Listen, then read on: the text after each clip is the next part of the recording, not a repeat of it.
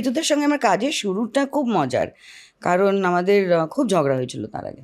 তাই? হ্যাঁ, এবং আমি তো ভেবেছিলাম ঠিক আছে, ঋতুপর্ণ ঘোষ আমাদের সব থেকে বড় ডিরেক্টর এই সময়কার, তার কাজ আর কোনো দিন আমার করা হবে না। ঠিক আছে, কী আর করব। তো আমি কোনো ন্যায্য কারণেই ওর সঙ্গে একটু মানে ঝগড়া বলবো না, মনোমালিন্য হয়েছিল। তখন উনিও আমাকে দু চারটে, উনি ছিলেন একটু ইম্পালসিভ, তো দু চারটে এমন কথা বলে দিলেন যে তোমার ইন্ডাস্ট্রিতে কাজ করা বন্ধ করে দেবো, ব্ল্যাক লিস্ট করে দেবো, হ্যাঁ তা না। আমি বললাম ঠিক আছে, যখন করবেন, আপাতত আমার শর্ট রেডি, আমি যাচ্ছি সেটা। এটা বলে আমি ফোন রেখে দিয়েছিলাম।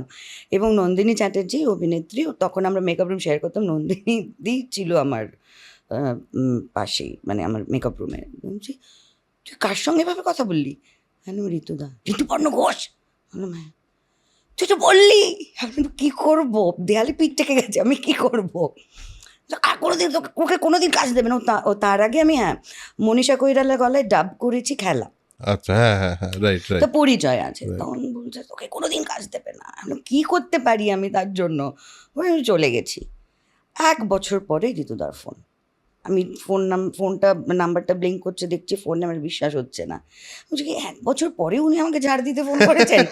ঋতুদা সেটা করতে পারেন। ধরেছি গম্ভীরভাবে, হ্যাঁ বলো বলে।